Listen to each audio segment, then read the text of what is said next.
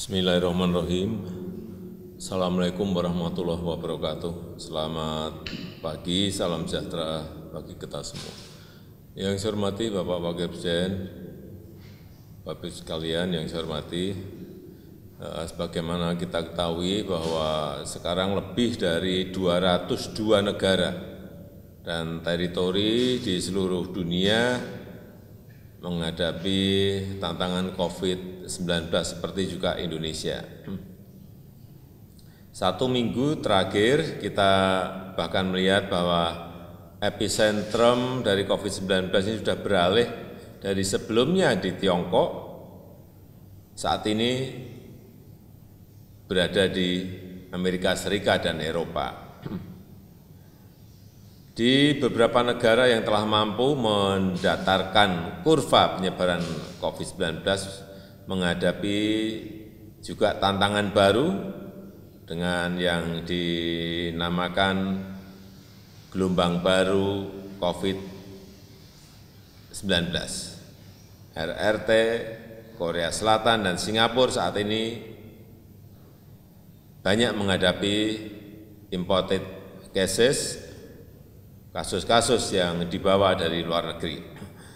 Oleh sebab itu, prioritas kita saat ini bukan hanya mengendalikan arus mobilitas orang antar wilayah di dalam negeri, arus mudik yang kemarin sudah kita bicarakan, tapi juga harus bisa mengendalikan mobilitas antar negara yang beresiko membawa imported cases. Pertama,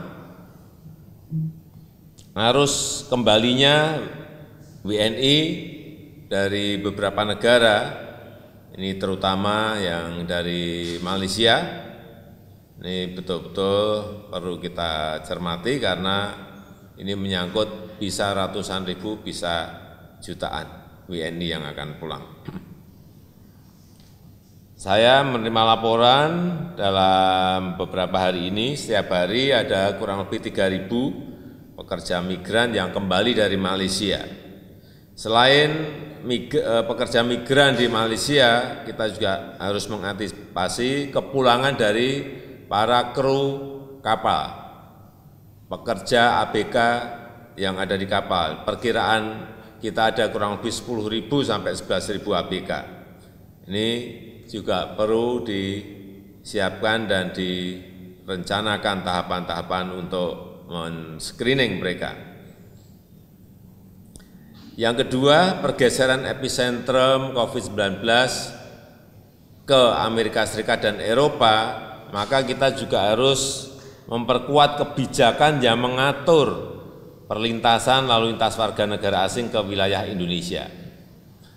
Dan terkait kembalinya WNI dari luar negeri, prinsip utama yang kita pegang adalah bagaimana kita melindungi kesehatan para WNI yang kembali dan melindungi kesehatan masyarakat yang berada di tanah air.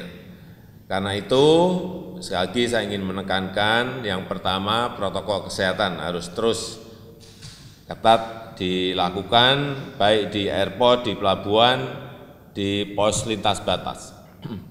Kemudian mungkin bagi yang tidak ada gejala bisa dipulangkan ke daerah masing-masing, tetapi statusnya adalah ODP. Jadi setelah sampai di daerah betul-betul kita harus menjalankan protokol isolasi secara mandiri dengan penuh disiplin. Kemudian yang lain juga yang berkaitan dengan program bantuan sosial yang perlu kita berikan.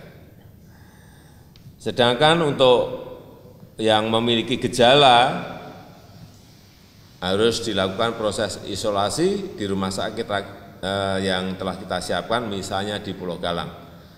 Yang kedua, mengenai perlintasan warga negara asing, saya minta kebijakan yang mengatur perlintasan WNA ke Indonesia ini dievaluasi secara reguler, secara berkala untuk mengantisipasi pergerakan COVID-19 dari berbagai negara yang ada di dunia. Saya rasa itu yang bisa saya sampaikan sebagai pengantar.